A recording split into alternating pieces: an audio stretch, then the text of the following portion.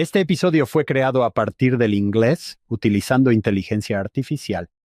A continuación en este episodio de Follow Him. Ahora vemos por qué podemos abrazar la mortalidad y ver que funcionará. Porque entendemos que tuvimos un Dios amoroso que nos reunió y dijo, estoy en medio de ustedes, los conozco, sé con qué puedo bendecirlos, sé lo que necesitan.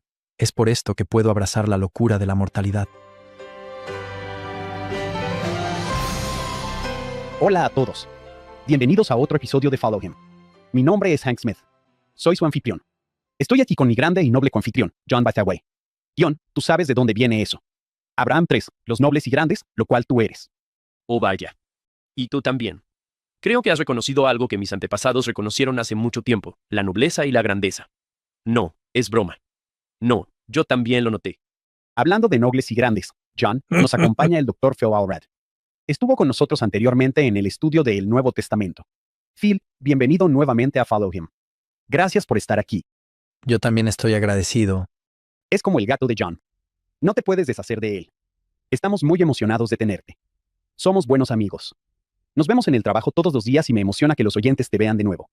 Phil, John, en los últimos 5 a 10 años, Moisés 1 y Abraham 3 se han vuelto más cruciales. Debo decir que he visto cuán cruciales son. Antes pensaba que eran excelentes. Memoricé algunos versículos. Ahora me doy cuenta, John, tú lo llamarías dinamita teológica. Sí, creo que debería haber un separador en la perla de gran precio que diga explosivos. Manéciese con cuidado o algo así. A veces, cuando la gente pregunta cómo obtuvimos el libro de Abraham, quiero decir, ¿lo has leído? ¿Simplemente lo has leído? Porque es tan profundamente asombroso y doctrinalmente denso y teológicamente explosivo como dijiste. Es emocionante analizarlo hoy. Siento lo mismo. Me ha tomado años darme cuenta y decir, vaya, esto es realmente importante. Absolutamente.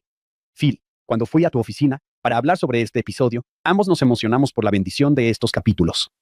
¿Qué has estado pensando desde entonces? Bueno, me ha impresionado. Al estar en espíritu de oración, conociendo este espacio y la oportunidad, siento que el Señor realmente me ha ayudado a enfocarme, tal como lo haremos hoy, no solo en esa dinamita teológica, sino también en el nivel más íntimo y personal. Si bien tenemos esta visión galáctica, cósmica en ambos capítulos, revelaciones que son asombrosas, al mismo tiempo, hay un toque personal muy claro, entrelazado y constante del Señor, con el Señor, para cada uno de ellos. Como a sus hijos. Estoy emocionado de desglosarlo juntos y verlos correr en paralelo. Sí. Solo un versículo, Moisés 1, 39, podría responder la pregunta que tantos hijos de Dios en este planeta tienen. ¿Por qué estoy aquí? ¿Por qué estoy aquí? Tú eres mi obra, y mi gloria fue la frase que vino del Espíritu. No es esta, es mi obra y mi gloria, lo cual es cierto, sino que fue claro. No, tú eres mi obra y mi gloria. Me encanta. Es hermoso. Sí, me gusta una cita de José Smith y la repetiré.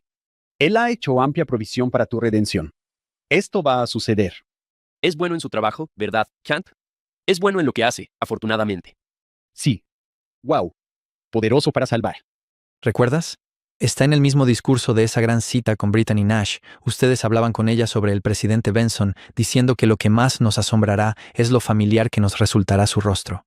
En el mismo discurso, él dice, descubrirán, sabremos que él, el Padre, no ha dejado una sola cosa sin hacer para que pudiéramos ser salvos y exaltados. Así que encaja con eso, y es una de mis frases favoritas ahora. No ha dejado una sola cosa sin hacer. Estoy muy agradecido por eso. Phil estuvo con nosotros hace un año o año y medio, cuando hablamos del libro de Hebreos, el más difícil de entender del Nuevo Testamento. Nos dio a través de la segunda mitad de eso hermosamente. Puede que haya algunos oyentes nuevos, gente que no conoce a Phil. ¿Qué sabemos de él? ¿Descubriste algo en tu investigación privada? El hermano Philip Allred es profesor de Historia de la Iglesia y Doctrina en la Universidad Brigham Young, en Provo, pero antes de eso, enseñó durante 30 años en Idaho. Tiene títulos en Ciencias Políticas y Teología. ¿Cómo hiciste eso al mismo tiempo? Él y su esposa, Jennifer Lindemann, son padres de 3 hijos. Obtuvo sus títulos en Ciencias Políticas de Idaho State y BYU y Teología en Notre Dame. ¡Qué maravilloso es eso! ¿Cómo fue estar en Notre Dame para teología? Debió ser maravilloso. Fue maravilloso. Hay que reconocer que fueron muy cálidos y acogedores. Sabían que yo era santo de los últimos días. Lo que más me impresionó fue que yo tenía el libro más grueso. Como nuestro libro, la combinación cuádruple, hay muchas escrituras ahí. Nuestro libro es técnicamente más grueso que el de ellos, si se quiere. Sin embargo, encontré su bondad, su caridad, su deseo de ser padres y familiares de maneras hermosas. Y seguir al Salvador fue realmente impresionante. Aquí estoy, tengo el libro más grande, no sé si tengo siquiera un alma igual a la de tantos que conocí allí, y fue algo muy humilde e inspirador para mí. ¡Wow! Hermoso. Bien, empecemos. Estoy muy emocionado por estos 2 capítulos y cómo pueden bendecir vidas. El manual de Ben, sígueme, empieza de esta manera. La lección se titula, Esta es mi obra y mi gloria. La Biblia dice, en el principio, Dios creó los cielos y la tierra. ¿Qué había antes? ¿Por qué Dios creó esto? Por el profeta José Smith, el Señor aclaró estas preguntas. Por ejemplo, percibimos el relato de la visión de Abraham, quien vio nuestra existencia como espíritus antes de la creación. También tenemos una traducción inspirada de los primeros 6 capítulos de Génesis, el libro de Moisés, que empieza con una experiencia de Moisés y da contexto a la creación. Estas escrituras de los santos de los últimos días son un buen inicio para estudiar el Antiguo Testamento, pues responden preguntas clave que pueden guiar nuestra lectura. ¿Quién es Dios? ¿Quiénes somos? ¿Cuál es la obra de Dios y cuál es nuestro lugar en ella? Los primeros capítulos de Génesis son la respuesta del Señor a la petición de Moisés. Sé misericordioso con tu siervo, oh Dios, y dime acerca de esta tierra y sus habitantes, y también de los cielos. Phil, me emociona empezar esto después de varios meses hablándolo. ¿Qué quieres hacer? ¿A dónde vamos primero? Muy emocionado. Empecemos en Abraham, aunque siga el libro de Moisés en la perla de gran precio. Si empezamos ahí, podemos hablar de la premortalidad, nuestros comienzos más tempranos enseñados. Si vamos a Abraham 3, podría ser divertido empezar con un rápido recorrido por todo el capítulo, como mencioné al principio, para ver los toques personales antes de ver las vistas galácticas. Versículo 1. Yo, Abraham, tenía el Urim y Tumim, que es algo muy interesante, del cual luego dice, el Señor mi Dios me había dado en Ur de los Caldeos. Él recibió este Urim y Tumim del Señor antes, pero en esta etapa, en el versículo 2, ahora vi, usando este Urim y Tumim, vi las estrellas. Lo está usando para ver como un telescopio, supongo, de alguna manera. Desde el principio, tenemos al Señor dándole esta herramienta para ver cosas. En el versículo 3, el Señor dijo, estos son los que rigen. Hablaremos de esos detalles en un segundo. Y el nombre de la mayor es Kolob, porque está cerca de mí, porque yo soy el Señor tu Dios. A esta la he puesto para regir a todas aquellas que pertenecen al mismo orden que esa sobre la cual estás parado. Todo se trata de Abraham. Luego obtenemos más detalles en el 5. Y en el 6, y el Señor me dijo, ahora, Abraham. Y eso es genial porque está usando el nombre de Abraham. Esto es personal. Si saltamos al versículo 11, dice, así yo, Abraham, hablé con el Señor cara a cara. Para que no lo malinterpretemos, dice, como un hombre habla con otro. Todos sabemos cómo es eso. Me habló de las obras que sus manos habían hecho. Luego me dijo, y me encanta esto. Hijo mío, hijo mío. Y tenía su mano extendida. Nos movemos entre los cielos y más allá. Y sin embargo es muy íntimo. Es en gran medida somos tú y yo, no solo como si yo fuera tu Dios y tú mi siervo. Es mi hijo. Conozco tu nombre, somos nosotros. Luego el 14. Como si Abraham revelara detalles al avanzar. Dice, y era de noche cuando el Señor me habló estas palabras, multiplicaré tu descendencia. Como estas, y si puedes contar el número de las arenas, así será el número de tu descendencia. ¿No es asombroso? No solo eres mi hijo, no solo conozco tu nombre, no solo te estoy ayudando a ver cosas, sino que te multiplicaré. Y no solo a ti, Abraham. Multiplicaré a tu familia. Quizás algunos estén más familiarizados que otros. En Abraham capítulo 1, tenemos este momento en que Abraham revela que se crió en un hogar muy difícil. Es casi como una película de Disney. Papá tiene problemas serios y mamá no está. ¿Sabes a qué me refiero? Es como la trama clásica. Y no solo no se menciona a su madre, obviamente tuvo una, sino que su padre es peligroso. Oh sí. La religión de papá. Así que, en una de las mayores atenuaciones de todas las escrituras, allá en el capítulo 1, él dice, en la tierra de los caldeos, en la residencia de mis padres, yo, Abraham, vi que me era necesario obtener otro lugar de residencia. Es hora de irse. ¿Cuán subestimado es eso? Si no estás seguro de por qué, te señala la imagen de al lado. Si hacemos una pausa en el versículo 2 de Abraham 1, aquí el Señor establece, te multiplicaré a ti y a tu descendencia. Vamos al versículo 2 de Abraham 1. Dice, y hallando que había mayor felicidad, paz y reposo para mí me mudé. Bien. Mi familia era como si me estuvieran criando lobos o algo así. Entonces, él dice, y hallando que había mayor felicidad, paz y reposo para mí, busqué las bendiciones de los padres. Es decir, estas bendiciones del convenio que se habían extendido desde Adán hasta Enoc, etc., y el derecho al cual yo debía ser ordenado para administrarlo. Luego dice, habiendo sido yo mismo seguidor de la rectitud. Pero luego, deseando también ser uno que poseyera gran conocimiento, y ser un seguidor más fiel de la rectitud, y tener este conocimiento y la clave, ser padre de muchas naciones, un príncipe de paz, y deseando recibir instrucciones y guardar los mandamientos de Dios, llegué a ser un heredero legítimo, un sumo sacerdote, poseedor del derecho que pertenecía a los padres. Ahora, en Abraham 3, versículo 14, el Señor muestra asombrosas vistas cósmicas. Pero está diciendo, esto que quieres, Abraham, te conozco. Sé lo que querías, lo que te faltó de niño, lo que quieres dar que no tuviste. Sé que mi espíritu está sobre ti y lo entiendes. Te prometo multiplicar tu descendencia. ¿No es asombroso? Sí. Ahí tenemos en el capítulo 1, esto es lo que esperaba. Así que fui tras ello y el Señor está diciendo, yo puedo hacer eso. Puedo hacer eso. Puedo concederte ese deseo. ¿No es lindo? Y luego le recuerda en el 20, el Señor tu Dios envió a su ángel para librarte de las manos del sacerdote de Elquena. Ese es un recordatorio de que el Señor lo ha librado antes. Y que de alguna manera, y en el versículo 15, voy a mostrarte estas cosas antes de que vayas a Egipto, Él está en medio de la liberación ahora mismo. Le está recordando, yo te he librado. El Señor te libró antes. ¿Recuerdas ese momento en el lecho de leones? Dice, te multiplicaré a ti y a tu descendencia. Vas a ir a Egipto, lo que será una situación peligrosa y aprenderemos más sobre Sara y su prueba allí. He aquí un hombre que ha sido librado, tiene una historia de salvación. Él está después de la liberación, por un lado, pero también está en medio de la liberación actualmente y el Señor está prometiendo y diciendo, oye, esto aún no ha terminado. La experiencia del gimnasio continúa, donde esto está lleno de aparatos de tortura y todavía estamos en proceso. Pero le recuerda, hemos hecho esto con éxito antes. Sé quién eres, sé lo que quieres y te voy a ayudar a conseguirlo. Así que si pasamos eso un poco más y vamos al 22, donde Abraham ve estas inteligencias. Y en el 23, cuando se le habla de estos nobles y grandes, de los cuales John era nuestro miembro estelar, vemos que, versículo 23, me dijo, Abraham, tú eres uno de ellos. Fuiste escogido antes de nacer. Te conozco, nos conocíamos. Es como esa declaración del presidente Benson. Conocemos su rostro. Le está diciendo aquí, aunque el velo sigue puesto, dice, tenemos una relación. Te conozco. Todas estas estrellas y órbitas en ti. Y yo dándote lo que realmente quieres y librándote a través de las cosas en las que necesitas ayuda.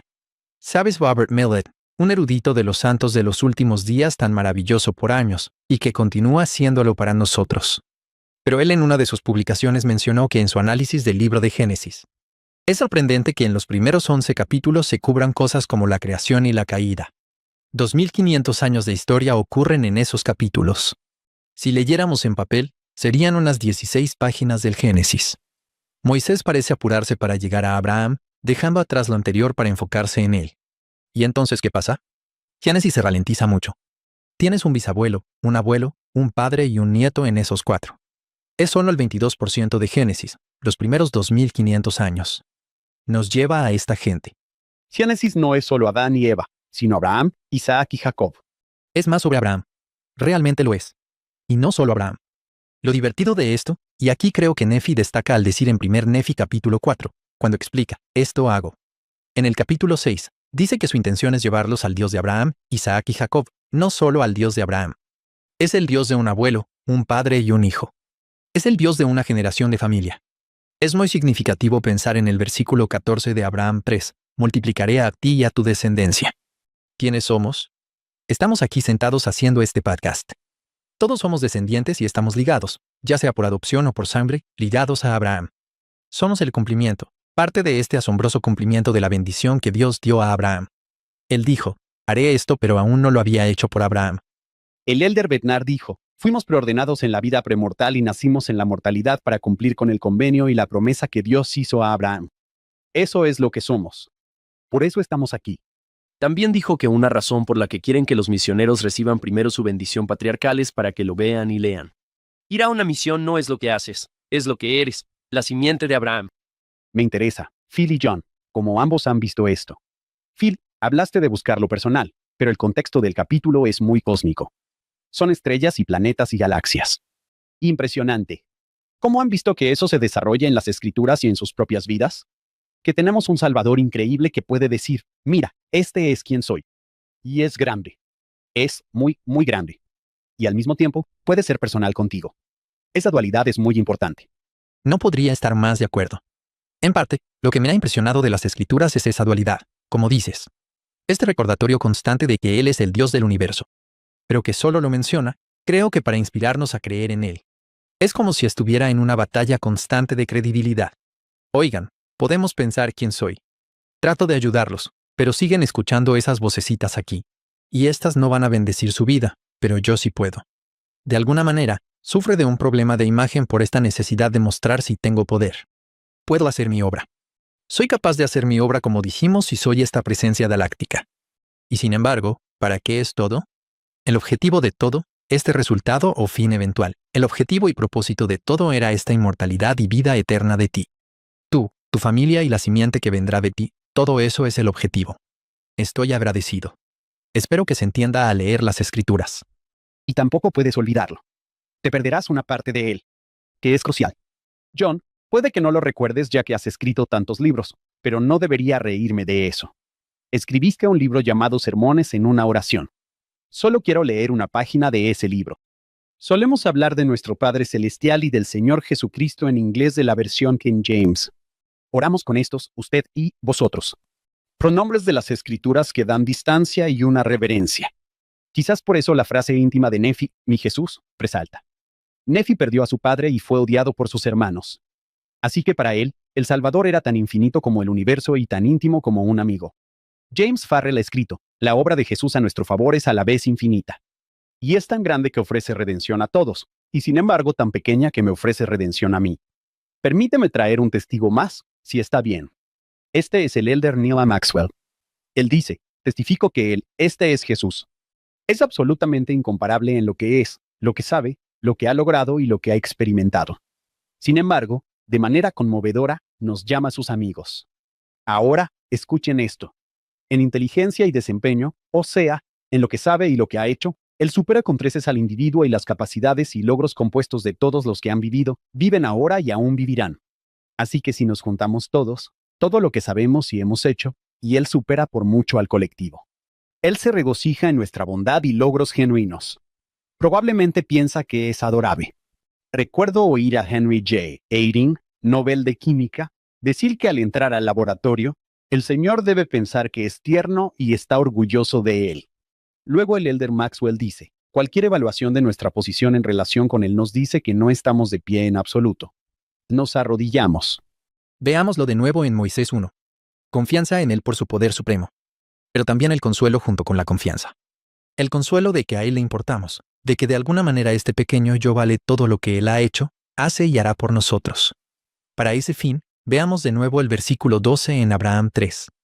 De nuevo, omito lo cósmico. No es que no sea importante, pero cuando estuvo Kerry Mulstrand hace 4 años, recomiendo mucho ese episodio, fantástico, de un egiptólogo. Kerry y yo somos amigos y pasamos un año en Israel enseñando en el centro de Jerusalén. Fue extraordinario. Él hace un gran trabajo al hablar de la cosmología, etc. Difiero en muchos sentidos. No es que no hablemos de nada de eso, pero sí tienen esos maravillosos recursos que Sigue me proveyó allí hace 4 años con Kerry. Pero viendo el versículo 12, el Señor me dijo, hijo mío, su mano estaba extendida, y luego fíjense en esto, te mostraré todo esto, y luego me detuve antes de la siguiente línea. Puso su mano sobre mis ojos. Me tocó físicamente a mí y a mis ojos, y entonces pude ver que lo que veía se multiplicaba. Para poder pensar celestialmente, como el presidente Nausen instó a la iglesia, hay una manera en que el Señor puede poner su mano sobre nosotros y permitirnos ver lo que es sobre nosotros, sobre nuestras familias, sobre el entorno, sobre el cosmos. Él puede ayudarnos a ver. Me recordó la declaración del elder Howard W. Hunter. ¿Recuerdan cuando dijo, todo lo que Jesús toca, vive? Si Jesús pone sus manos sobre un matrimonio, vive. Si se le permite poner sus manos sobre una familia, vive. Yo añadiría que vivir es un proceso. A veces vemos lo que pasa ahora y pensamos que es el final. Pensamos que el tiempo se acabó y que estamos llevando la cuenta hoy y se acabó. No funcionó. En lugar de decir, no, como dice en el versículo 15 Abraham o en el 14, te multiplicaré. Te multiplicaré. Eso es algo a futuro.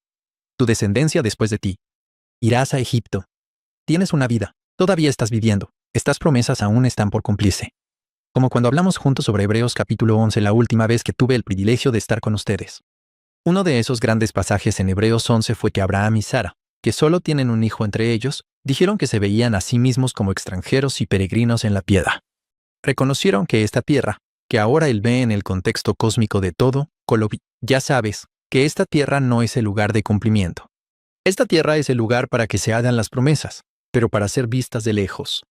Estoy citando el versículo 13 de Hebreos 11, sino mirándolas de lejos y creyéndolas. Y luego está esta frase tan asombrosa, y saludándolas, lo que para mí sugiere algunos aspectos que probablemente sean rituales de cuando se nos hacen estas promesas tan importantes, pero al entrar en los templos y de maneras sagradas, somos abrazados en esta oportunidad de hacer y recibir promesas, que luego salimos del templo y volvemos a nuestros hogares y ¿qué encontramos? Bueno, encontramos que las cosas están incompletas. Encontramos dificultades y cosas desgarradoras. También alegrías, pero en medio surge la oportunidad, si no tenemos cuidado, de dudar del Señor, de su poder y de su promesa de que lo hará. Debemos recordar que estamos en medio de la liberación. ¿Puedo compartir algo? Esto es hermoso.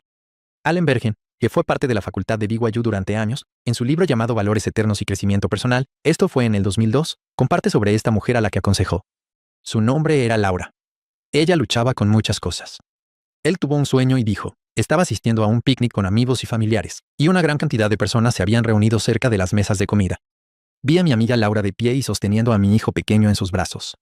Estaba acurrucado junto a ella con la cabeza apoyada en su cuello. Estaba pensando en lo dulce que era la escena cuando de repente pareció como si los árboles y los campos detrás de ellos se abrieran y pude ver en la lejanía. Ya no vi a la Laura mortal ni a mi hijo. Más bien, vi a una Laura diferente en un entorno celestial. Estaba de pie en una posición algo elevada, y debajo de ella había innumerables personas, casi hasta donde alcanzaba la vista. Percibí a través del espíritu que eran sus hijos, su descendencia eterna. La mayoría de ellos parecían ser adultos y le estaban reverenciando. Fue una visión increíble, exquisita. Aunque reconocí a Laura, no se veía igual que la amiga que había visto aquí en la piedra. Se veía majestuosa, pero no majestuosa en un sentido terrenal. Su apariencia, estatura, aplomo y expresión de su rostro mostraban refinamiento, dignidad y poder nunca antes experimentados. Estaba serena. Estaba totalmente radiante. Había una paz infinita en su semblante y en sus modales. Su profunda alegría en la situación era total. Había una sensación de seguridad absoluta y de plenitud total. Esto es increíble, ¿verdad? Así que las últimas dos cosas que dijo, creo que son muy hermosas. Como Laura me había confiado previamente muchos fuertes sentimientos de insuficiencia y ansiedad. El contraste me pareció sorprendente. Era como si estuviera viendo su identidad eterna, libre de sus deficiencias mortales. Luego dijo esto para concluir. Esta experiencia tuvo un tremendo impacto en mí y en mi percepción de los seres humanos. Me afectó especialmente la increíble inconsistencia entre la brillante personalidad eterna que había percibido y esta persona mortal, conflictiva y angustiada que había conocido y aconsejado. Este es el Dios que trabaja con cada uno de nosotros, que es poderoso para salvar y prometer, pero que está trabajando para consolarnos mientras tanto, en medio de la liberación, antes de que todas las promesas se cumplan. Amo a este Dios. Estoy muy agradecido por Él y las esperanzas que tengo en Él para mi familia y mis esperanzas y sueños. En medio de la mortalidad que está plagada de los necesarios, ya sabes, aparatos de tortura del gimnasio. Los necesarios aparatos de tortura. Oh. Sigo pensando en este versículo al que le diste énfasis, el versículo 14, y creo que eso es lo que acabas de hacer. Te multiplicaré. De todas las cosas que Abraham quería o que podríamos o deberíamos querer. ¿Acaso te daré muchas casas rodantes? No, no es eso. ¿Qué es lo que querías? Es la posteridad. Son los hijos que se levantarán y te llamarán bendito un día. La imagen lo que acabas de leer, él vio su serenidad. Me encanta eso. No estamos solos en esto. El Señor ha compartido con su pueblo a lo largo del tiempo esta visión de las cosas. Vemos vestigios, aunque las dispensaciones han ido y venido. El modelo de la vida después de la muerte para nosotros es un cielo estructurado y ordenado. La exaltación está disponible por el matrimonio eterno, el nuevo y sempiterno convenio del matrimonio. Hay tradiciones hindúes donde los cónyuges pueden estar unidos a través de las reencarnaciones. Obviamente, esta es una forma diferente de verlo, vidas futuras como reencarnaciones. Su modelo de la vida después de la muerte es la reencarnación cíclica hasta que alcanzan un punto de desapego total. Obviamente, ahí nos apartamos. Pero hay una noción interesante en algunas de estas tradiciones hindúes de que existe este vínculo entre cónyuges. Resulta que hay religiones populares chinas, que tienen antepasados que figuran como parte principal de su linaje familiar. Hay un paralelo en el mundo de los espíritus, de hecho, con la vida terrenal que continuará después, que tiene esta expectativa de que habrá alguna asociación familiar. De hecho, en el sintoísmo, tuve el privilegio de servir al Señor un par de años en el campo misional formalmente en Japón. Me familiaricé un poco con algunas de las religiones japonesas. En las creencias sintoístas, los muertos se convierten en dioses del hogar y permanecen conectados. Están ahí mismo y tienen un gran butsudan. Parece un gran armario en sus habitaciones y tienen el santuario para sus antepasados. Están con ellos. No tienen un cielo claramente definido, es justo decirlo, pero hay una continuidad y una presencia que se espera. Es interesante ver esto. El ejemplo por excelencia es el antiguo Egipto. Los egipcios, y aquí Abraham se cruza con Egipto, pasa un tiempo allí. Moisés, por supuesto, es criado en muchos sentidos en Egipto. Ambos capítulos tienen fuerte conexión egipcia. Eso está por todo Egipto, el libro de los muertos. Ves la expectativa de reunirte con tu cónyuge, que el paraíso es ser perfeccionado, tener una vida terrenal perfeccionada. Casi como la conversación que tuvieron con Brittany Nash en la sección 130 sobre la misma sociabilidad. Va a estar unida a la gloria eterna en lugar de la vida mortal aproximada que tenemos. Es algo interesante, ¿no?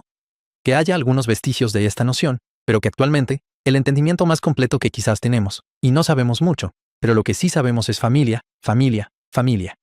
Eso es maravilloso. Todo lo que acabas de decir dice que la gente anhela eso y lo desea. Creo que eso está en todos nosotros. ¿Cómo podría ser el cielo sin quien para mí?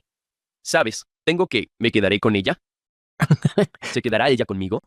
¿Querrá quedarse conmigo? Es una pregunta más difícil. Esa es la gran pregunta. El elder Robert B. Hales dijo que vivamos para que nuestras familias quieran estar con nosotros por la eternidad. Y pensé, ese es un gran punto. Presidente Oaks recientemente habló, por supuesto, de que no habrá sellamientos forzados. Todo sellamiento será algo acordado, algo que ambas partes deseen. Esto es lo que quiero. En ese sentido, estoy contigo. ¿Se acuerdan del elder Duane Case? Una vez habló en BYU y contó la historia de unos padres con sus hijos en una vieja camioneta familiar, bastante maltratada, y de cómo veían pasar a un hombre con su bote. Ellos no estaban realmente felices, y los niños dijeron algo como, sí, ahí va otro tipo infeliz, ¿verdad, papá? Entonces él dijo, nosotros vamos en una camioneta destartalada con una calcomanía que dice las familias son para siempre, y la gente no sabe si eso es un alarde o una queja. Sí. Esperamos que sea un mensaje misionero central, y luego hay personas que piensan, ¿eso es todo lo que ofrecen? No, gracias, es obligatorio, es un requisito. Eso es lo que es tan importante del Evangelio de Jesucristo, el reconocerlo. La vida mortal es el tiempo en que experimentamos, en cierto sentido, el crisol donde somos probados a propósito. Luego, ver a la familia pregonada por el Evangelio restaurado de Jesucristo como este epítome máximo del cielo, ver eso, pero luego saber que, sí, pero mi familia es un desastre. Mi familia es disfuncional. O sea, la familia de mi esposa luchó con dificultades que me estremezco al pensar por lo que pasaron. Tantos, el mismo Abraham, casi a instancias de su padre, o al menos cómplice, sacrificado de niño. Esa es una familia disfuncional. Resulta que por eso necesitaba otro lugar de residencia, ¿verdad? Es una navegación de fe muy interesante la que el Señor nos anima a emprender, para ver las promesas que aún están por venir, pero ver los efectos muy, y a menudo dolorosos, de la caída manifestándose ahora mismo. Así que jugaré con esta analogía por un segundo. Si yo fuera a un gimnasio, lo cual intento hacer a veces, estoy trabajando en ello, ¿verdad? Pero si entro, me acerco al mostrador de recepción y digo, oye, ¿podrías señalarme dónde está la fuente de chocolate? Creo que estás en el lugar equivocado. Bueno, tal vez eso sea los martes. Esa persona en el mostrador te va a decir, ¿leyó el letrero al entrar? Gimnasio. Ninguna de esas letras dice chocolate, ninguna de esas letras dice almohadas. ¿Qué nos dirían? Todo aquí son aparatos de tortura, es todo lo que hay en el gimnasio. Muchas cosas dolorosas para ti. Sí. Tenemos entrenadores que te gritan y dicen que te desgarres los músculos, que te quedes sin aliento y sudes. Eso es el éxito. Si fuiste al gimnasio y te desgarraste los músculos, lo lograste, lo hiciste bien. Es una metáfora adecuada para la vida mortal. Entramos aquí y recuerda, decía mundo caído aquí. Decía mortalidad, que no es la eternidad, pero es sumamente significativo que vengamos y desgarremos músculos aquí. De modo que cuando el sanador, no solo internamente, por la forma en que ha diseñado nuestros cuerpos para usar esta metáfora, sino cuando el sanador, con salvación en sus alas, se levante como el sol, para citar a Malaquías. Él puede entonces formar un físico, formar un carácter, formar una hija de Dios, formar un hijo de Dios, tal como Laura fue vista por el Dr. Bergen. Pero significa que tengo que ver el telos de la mortalidad. Tengo que ver el objeto y el fin y el propósito de la mortalidad en ese gran discurso del presidente Oaks, el que se llamó El desafío de llegar a ser, donde dijo, el matrimonio y la familia son el escenario principal donde aprendemos a llegar a ser como Dios. El propósito de la vida no es solo hacer cosas, sino llegar a ser algo. No sé, ¿eso se relaciona con sus experiencias también? Sí, te haría una pregunta. Enseñas en BYU, enseñas una clase fundamental, o sea, una clase obligatoria llamada la familia eterna. ¿Cómo ha sido eso en los últimos años con los jóvenes adultos que están llegando? Ellos nacieron después de la proclamación sobre la familia. De hecho, mucho después, muchos de ellos, 10 años después de la proclamación. Sí. Ha sido muy interesante observar las reacciones a lo largo del tiempo porque todos somos de cierta época, podríamos decir. Somos de una época en la que cuando se dio la proclamación, supongo que tuvieron la misma reacción que nosotros, que fue, teníamos que hacer una proclamación sobre eso. Es como si dijeran, tenemos que proclamar que el cielo es azul y los árboles son verdes. De acuerdo. Fue bastante increíble, ¿verdad? Pero no pasó mucho tiempo. En una década más o menos vimos tendencias sociales en las que, como aprendimos del Elder Anderson al citar la propia experiencia del presidente Nelson de formar parte del grupo apostólico que se sintió inspirado y escribió el documento, que ellos podían ver, como ha dicho Sherry Du, podían ver más allá de lo evidente.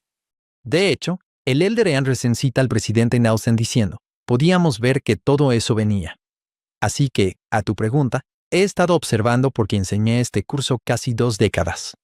En su forma prefamilia eterna de BYU Idaho y en su forma actual, ahora adoptada por el sistema educativo de la Iglesia en todo el mundo. Pero he visto a los estudiantes en el safe face cultural, en las aguas en las que están nadando. Los he visto ponerse nerviosos, como, espera, ¿qué estás diciendo?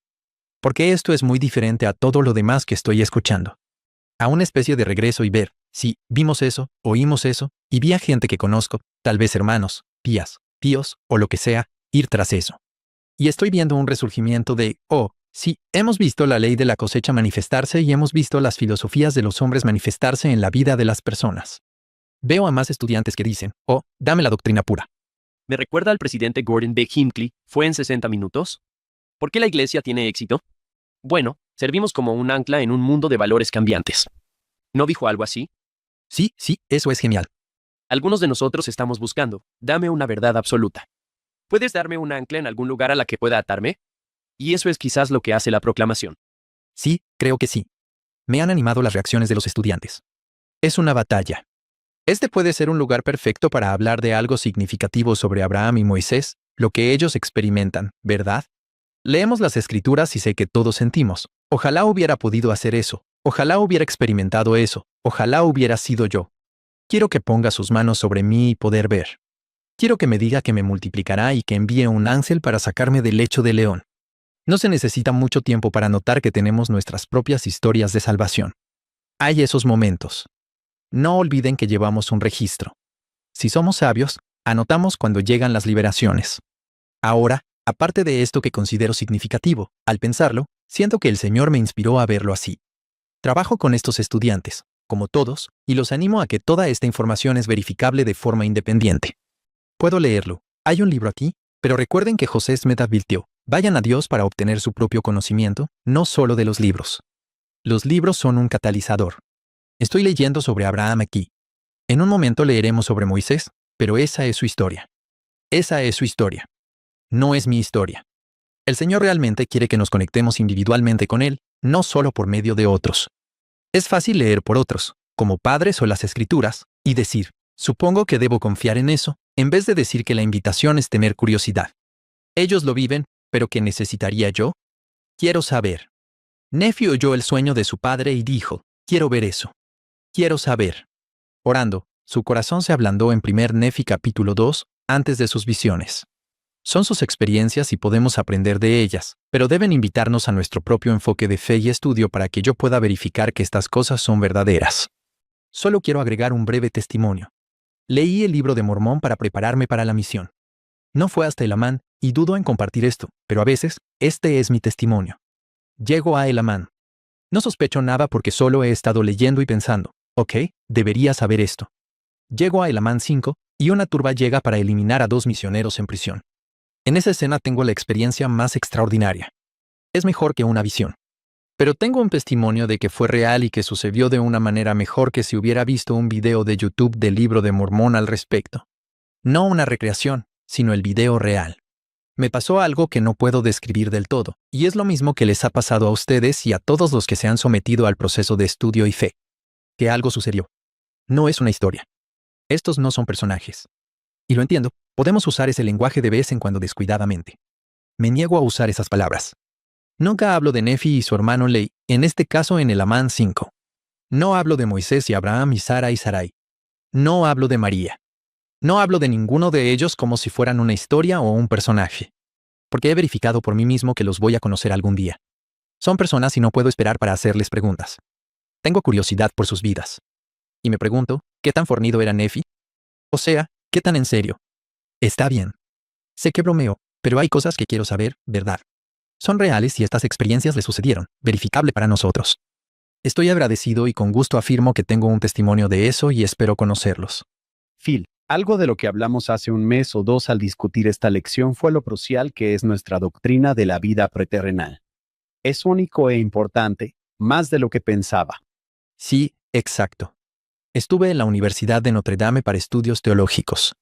Recuerdo que pregunté a un rabino, tomé una clase de judaísmo.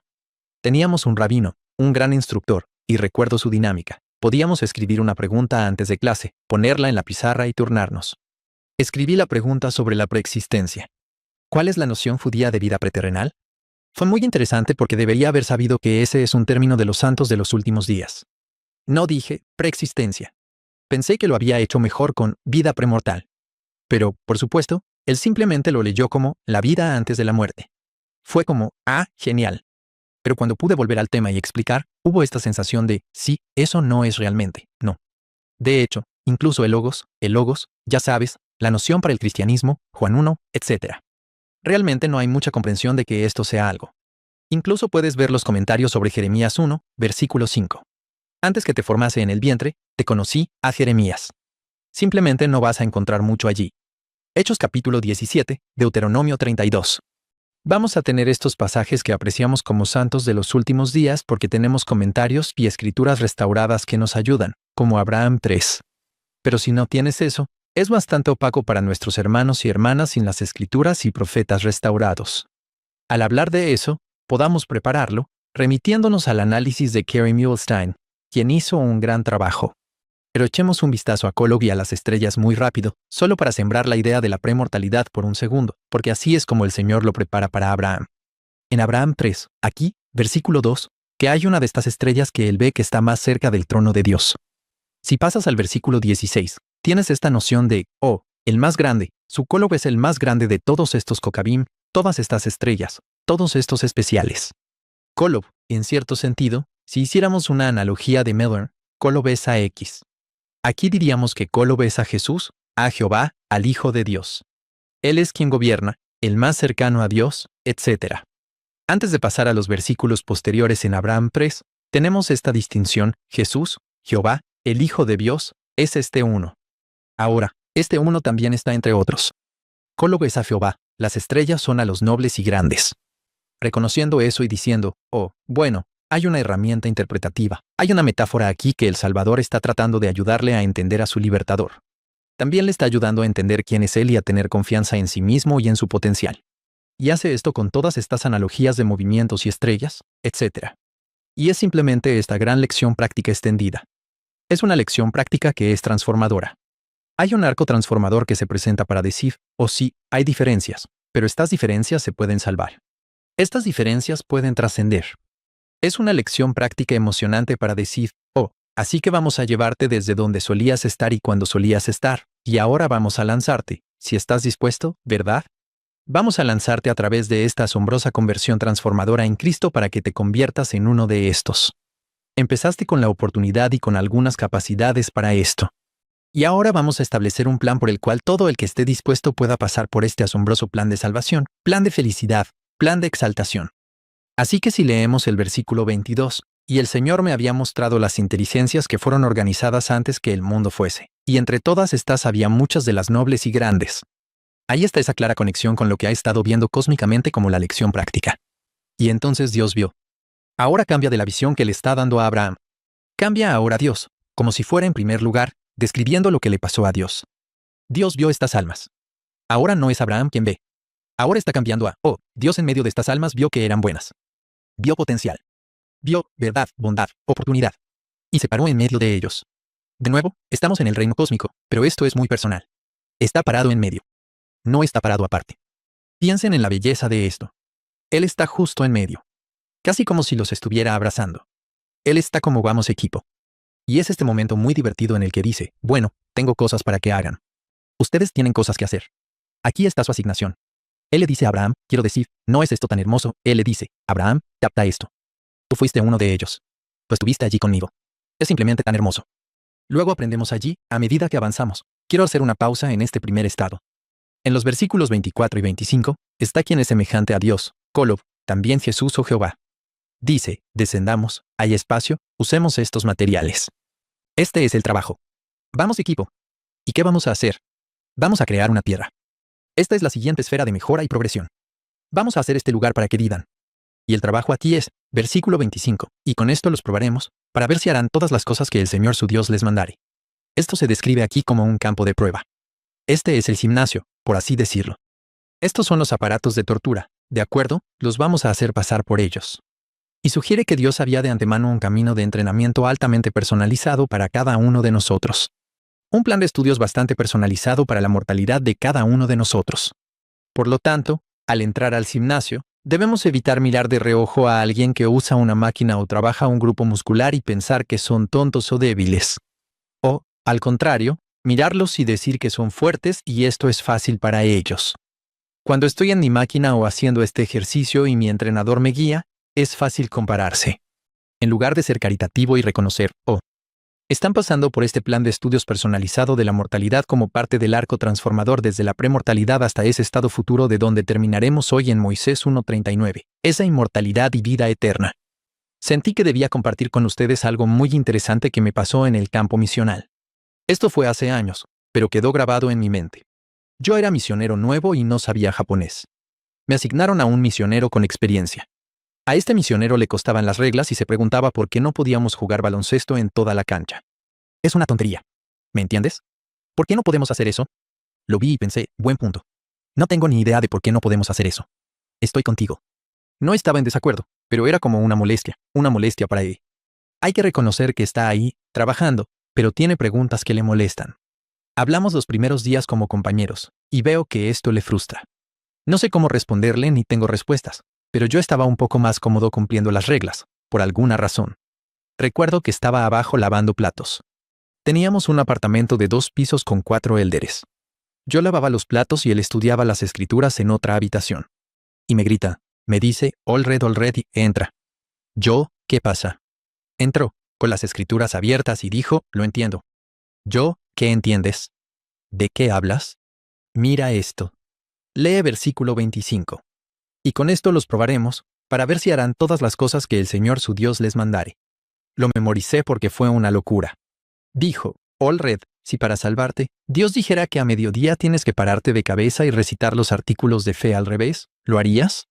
Me quedé allí sentado pensando, ¿las acrobacias de qué? Eso sería difícil. Él dijo, ¿en serio? Si eso es lo que Dios dijo, ¿lo harías? Y yo me quedé como, bueno, sí, tengo muchísimas ganas de ser salvo, por favor. Lo haría. Y él dijo, por eso no podemos jugar baloncesto en toda la cancha.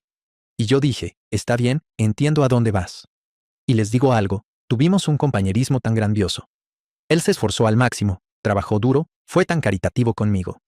Tuvimos algunas experiencias realmente memorables encontrando y enseñando a personas porque él estaba como, está bien, le entro. Lo que sea que Dios pida, entiendo el punto. Veo lo que estamos haciendo aquí. Quedé muy impresionado y aprecié su perspectiva. Me bendijo. Lo admiro hasta el día de hoy por lo que pudo ver. Leyó las escrituras y dejó que el Espíritu le enseñara. Él tenía esta pregunta, y luego, cuando el Espíritu le dio una respuesta, la siguió. La aceptó y la siguió. Estoy muy orgulloso de él y eso bendijo mi vida. Boycott Packer dio un discurso en 2008 a los educadores religiosos. Esto es de esas tardes con una autoridad general. Dijo, no permitan que un alumno, o deberíamos decir, no permitan que un amigo, no permitan que un familiar, salga de su clase o de su conversación sin saber que existe una vida premortal. Si él o ella no lo sabe, ¿cómo pueden encontrarle sentido a la vida terrenal? De hecho, él continúa, la mortalidad simplemente no es justa. Si lo miras de forma realista, la mortalidad simplemente no es justa. Algunas personas nacieron con limitaciones físicas o mentales. Hay pocas posibilidades de hacer mucho. ¿Cómo puede ser eso justo? Bueno, el apóstol dice, si ves el panorama completo de las cosas, la existencia premortal, hemos vivido para siempre. Nunca hubo un principio. La vida en la tierra es uno de los capítulos del libro de la vida que estamos escribiendo y viviendo. La existencia postmortal continúa para siempre. Nunca terminará. Si sabemos eso, podemos tener un poco más de paciencia y sabremos más. Y luego dijo, ellos deben saber eso. Me encanta el versículo 25. Creo que es uno de los versículos más esclarecedores de todos. Los probaré para ver si harán todas las cosas. El albedrío está implícito ahí. ¿Cuál es la famosa historia de Hubie Brown? Alguien le preguntó, ¿por qué Dios le pidió a Abraham que sacrificara a Isaac? Porque Dios sabía que lo haría. La respuesta del presidente Hubie Brown fue, porque Abraham necesitaba aprender algo sobre Abraham. A veces me gustaría añadir después, para ver si harán todas las cosas que el Señor su Dios les mandare, incluso si no tiene sentido. A veces como que quiero añadir eso. Porque pienso en jugar baloncesto en tu misión o en guardar la palabra de sabiduría cuando no tienes idea de la nicotina o el tabaco o todas esas cosas. Guardar la palabra de sabiduría en 1845, ¿verdad? No tienes idea de esas razones. Y creo que es como una pendiente resbaladiza así. Bueno, haré todo lo que el Señor mande tan pronto como sepa cada una de las razones de cada mandamiento. Probablemente no sea la mejor idea. Boyd K. Packer dio otro discurso en 1995 llamado La obra y el plan. Dividió nuestra existencia en una obra de 3 actos. Dijo, acto 1, la existencia premortal, eras brillante en ese lugar. Pero el telón se ha corrido. No recuerdas nada. Y luego dijo, el acto 2 se caracteriza por 4 palabras, pruebas, tribulaciones, tentaciones e incluso tragedias. Y luego dijo, en ninguna parte del acto 2 aparece la frase, y vivieron felices para siempre. Eso está reservado solo para el acto 3. Y luego dijo esto, o sea, son declaraciones profundas. No supongan que Dios causa aquello que para sus propios propósitos permite. Vaya, despacio y mastica esa. Quizás por eso el Elder Maxwell llamó a la existencia premortal una maravillosa inundación de luz. Puedes verlo desde 30.000 pies de altura y retroceder y ver el acto 2 como algo temporal. Y ves el mundo de los espíritus postmortal, los reinos de gloria. De repente, es mucho más fácil soportar las pruebas, tribulaciones, tentaciones y tragedias. Y lo decimos tan fácilmente, ten una perspectiva eterna. Sí, quítate eso de encima y todo cambia. Me encanta. Gracias. John, me gusta lo que dijiste ahí. Esto sale directamente del manual de Ben Sígueme. Sabemos muy poco sobre nuestra vida premortal, pero mucho de lo que sabemos viene de Abraham 3. Dice, ¿por qué son valiosas para ti estas verdades? ¿Qué diferencia marcan en tu vida? Es algo enorme por una sola razón. Creo que el Elder Packer dijo esto, que esta vida es difícil. Algo que suelo recordarme a mí mismo y a los demás es que nos apuntamos para esto. O sea, esto no se nos impuso. Se nos dio a elegir, y estoy seguro de que fue una elección informada. Phil mencionó el versículo de Job, y todos los hijos de Dios gritaron de gozo. El Elder Maxwell dijo, ahora aquí nos preguntamos por qué tantos gritos. Esto es mucho más difícil de lo que pensaba. Oh, sí. Mientras dices eso, pienso en esta visión personalizada. Como Él está en medio de nosotros, como dice en el 23. Si ves al equipo o los brazos alrededor, nos reunimos, eso haremos. Así hay consuelo en la vida premortal. Que aunque tenemos el velo corrido, que creo que tiene un papel importante que desempeñar en un juicio misericordioso algún día, lo cual me intriga. Pero esta idea ha sido enseñada por los profetas. El presidente Nelson en su discurso a los millennials dijo, un verdadero millennial es alguien que enseñó y a quien se le enseñó el Evangelio de Jesucristo premortalmente. Y que hizo convenios allí con nuestro Padre Celestial sobre cosas valientes, incluso cosas moralmente valientes que él o ella haría mientras estuviera aquí en la piedra. Luego hace una promesa. Como saben, el presidente Nelson es tan maravilloso haciendo estas promesas, que cuando empiezas a vislumbrar cómo te ve tu Padre Celestial y con lo que Él cuenta que hagas por Él, tu vida nunca volverá a ser la misma.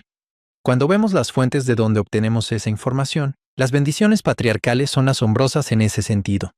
Puede que no digan nada específico sobre la premortalidad, podrían, pero al leerlas, vislumbramos lo que es posible, que Dios está ofreciendo estas promesas que aún están por venir, a mitad de la liberación, es justo, pero que se cumplirán en su plenitud algún día. De hecho, el presidente Lorenzo Snow dijo que si no hubiéramos guardado nuestro primer estado, ese lenguaje está en el versículo 26 de Abraham 3. Así que dice que quienes guarden después de esta prueba del versículo 25, quienes guarden su primer estado en el 26, les será añadido. De nuevo, está este arco transformador. Sí, eres mucho más bajo, infinitesimalmente más pequeño que el Señor u otros y ciertamente el Padre. Está bien, de acuerdo, pero se te puede añadir. Por eso se dan las leyes, para que esto se nos pueda añadir. Él dice, volviendo a la cita del presidente Snow, si no hubiéramos guardado lo que se llama nuestro primer estado y observado las leyes que gobernaban allí, bueno, tú y yo no estaríamos aquí hoy. Estamos aquí porque merecemos estar aquí. Es porque guardamos nuestro primer estado, ¿cierto? Eso reconforta, ¿verdad? Es como, parece que hice esto bien una vez. Quizás ahora lucho con las leyes de Dios, pero al parecer me fue bien en la premortalidad.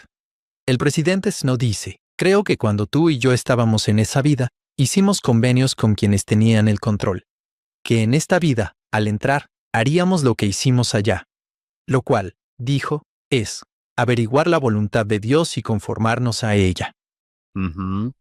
Wow. Me pregunto eso, Phil y John, al leer el versículo que John señaló, y con esto los probaremos, para ver si harán lo que el Señor su Dios mandare. Me pregunto si eso podría reformularse. Haremos una tierra y probaremos si elegirán ir a la piedra. Genial. Es una forma divertida de verlo. ¿Mantendrás tu primer estado? Bueno, hagamos una tierra y averigüemos. En lugar de que ese versículo sea aterrador, como, oh cielos, no sé si lo estoy logrando. Demostraste que creías y al venir. Hace poco tuve un Zoom con la misión Adriático, creo que era la misión Adriático Norte, el presidente y la hermana Cordray. Él les dijo a sus misioneros, estas personas ya eligieron el plan del Padre una vez. Y pensé, bueno, todos en la tierra ya eligieron el plan del Padre, ¿verdad? Y fue como, oh, sí, es verdad. Cuando pensamos en acercarnos a la gente, ellos ya tomaron una excelente decisión una vez. Tuvieron un excelente desempeño en el primer acto. Ahora el telón se ha corrido. Diles quiénes son, que esta vida es la prueba, las dificultades, tentaciones, tragedias, pero es temporal. Y nos apuntamos para ello. Sabíamos que iba a pasar. La pregunta de qué significa saber sobre una existencia premortal. ¿Cómo se puede exagerar lo importante que es eso? Muy cierto, ¿verdad? Es simplemente genial. Si creyeras que fuiste creado al nacer, que no existías antes de esto. Llegaste a una vida que es, piensa en la India en los años 500. Mucho sufrimiento y una vida corta y mucho sufrimiento. Y podrías pensar, Eso no tuvo sentido. Sí, ¿de qué se trató eso?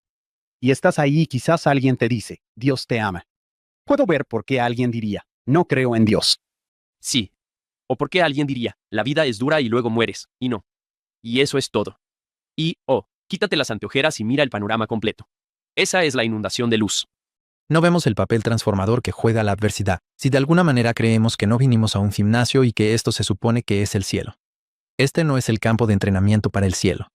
Si malinterpretamos eso y medimos mal esta experiencia, esa es la carta que el adversario juega repetidamente cuando ocurren iniquidades, injusticias, dolores, la calvicie, agregaría yo. Veo que ustedes dos no han tenido que sufrir esa indignidad en su vida mortal. Oye, te ves bien. Hay unas pocas cabezas perfectas en el mundo y Dios le puso pelo al resto. ¿Ves? Esto es bueno. Algo bueno. Pero le hace el juego al adversario malinterpretar lo que es la vida mortal. Lo veo. Este es un punto muy bueno del elder Neil A. Maxwell. Exaltábamos sus virtudes antes. Bueno, continuamos con algo que dijo cito, Neil A. Maxwell, todas estas cosas que servirán de experiencia. Dice que un día entenderemos plenamente cuán completo fue nuestro compromiso en el primer estado al aceptar las mismas condiciones de desafío en el segundo estado, de las que a veces nos quejamos en esta escuela de estrés. Luego dijo, nuestras promesas premortales colectivas y personales serán entonces expuestas claramente ante nosotros. Promesas premortales, condiciones, oportunidades. Tuvimos una visión. ¿Qué dice el proverbio? Donde no hay visión, el pueblo perece. Tuvimos un entendimiento, una visión de esto. En Abraham 3, versículos 27 y 28, se explica que si guardábamos el primer estado, se nos podría añadir gloria sobre nuestras cabezas, y si guardábamos el segundo, esa gloria sería eterna. Entonces el Señor dice en el versículo 27, ¿a quién enviaré? Aunque ha llamado a Jehová, debe ofrecer la oportunidad como albedrío para que reciba las bendiciones. Uno respondió semejante al Hijo del Hombre y dijo, heme aquí, envíame. Y otro dijo, heme aquí, envíame a mí. Y el Señor dijo, enviaré al primero. Y ahora explica por qué en el 28, como decías antes, el segundo se enojó, no guardó su primer estado, rechazó la tierra o el plan de crearla, y entonces muchos lo siguieron. Tenían que saber qué era esto. Tenían que decidir y para que la ley de la cosecha se cumpliera, debían saber que rechazaban. Nuestro albedrío tenía que ser realmente el de agentes en la premortalidad. Se nos tuvo que haber explicado y enseñado esto clara y lícitamente de una manera que pudiéramos tomar una decisión real. Es un hecho, como dijiste de ese maravilloso líder misional, es un hecho que cada persona aquí que tiene un cuerpo, y cada alma con cuerpo, tomó esta decisión. Y si aceptaron que el Salvador podía ser su Redentor, y pueden volver a hacerlo. Quizás otra idea rápida sobre estos convenios premortales personales que creo que es útil. El Elder Orson Hyde dijo de nuestra vida en el mundo premortal, que allí entendíamos las cosas mejor que en este mundo inferior. En cuanto a los acuerdos que hicimos allí, también supuso, no es imposible que hayamos firmado los artículos con nuestras propias manos. Artículos que pueden conservarse en los archivos de lo alto para sernos presentados cuando nos levantemos de entre los muertos. Y ser juzgados por nuestras propias bocas según lo que está escrito en los libros. El Elder Brock Peales, su discurso de hace varias conferencias fue muy significativo. El título lo dice todo. La mortalidad funciona. ¿Por qué funciona? Bueno, la única manera en que podría funcionar es si en la premortalidad hubiéramos entendido lo que necesitábamos. En nuestro progreso y estratificación de no ser como Dios, de no ser como el que está cerca de Dios o Kolobo Jehová. ¿Qué necesitaríamos? ¿Qué aparatos de tortura? ¿Qué grupo muscular no está desarrollado, etcétera? Ahora vemos por qué podemos aceptar la mortalidad y ver que realmente funcionará. Porque tenemos este entendimiento de que tuvimos un Dios amoroso que nos reunió y dijo, estoy en medio de ustedes. Los conozco. Sé con qué puedo bendecirlos. Sé lo que necesitan. Por eso puedo aceptar la locura de la mortalidad, por estas maravillosas verdades en las Escrituras y en los profetas vivientes. He oído que la llaman la ley de aprendizaje del Señor. Aprenderán por su propia experiencia a discernir el bien del mal. Mi abuelo, Vernon Ezekiel Jarman, qué gran nombre de abuelo. Es genial. Vernon Ezekiel Jarman decía que experiencia es una escuela cara y los necios no aprenderemos en otra. Eso es genial. Me encanta. Quizás para concluir esta parte de la discusión con Abraham 3, José Smith dijo, la organización de los mundos espirituales y celestiales y de los seres espirituales y celestiales fue acordada en el orden y la armonía más perfectos. Sus límites y confines se fijaron irrevocablemente, y luego esto, y voluntariamente se suscribieron en su estado celestial por ellos mismos. Y por lo cual nuestros primeros padres se suscribieron en la tierra. ¡Wow! Hay propiedades en este logro de la inmortalidad y la vida eterna, en este arco transformador que no se puede ganar de ninguna otra manera, no se puede obtener de ninguna otra manera. Nosotros nos suscribimos a ellas y nuestros primeros padres, Adán y Eva, se suscribieron a ellas y pusieron en marcha esta mortalidad. John, hablamos mucho de esto. Sabemos y hemos oído de oyentes que están sufriendo de verdad. Sufriendo con la pérdida de un hijo o una hija, la muerte de un ser querido, el distanciamiento de las personas que aman. Es imposible nombrar todas las formas en que pasamos por el dolor.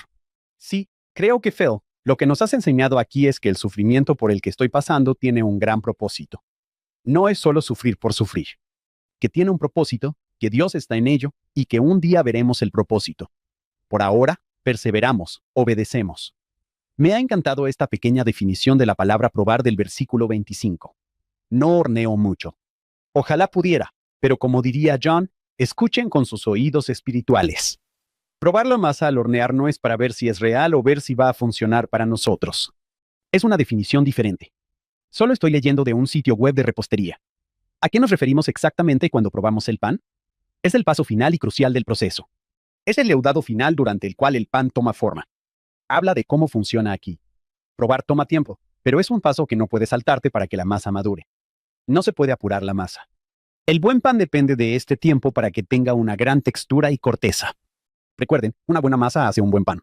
Es así de simple. Si escuchan con sus oídos espirituales, el Señor dice, sí, no estoy poniendo a prueba esta masa.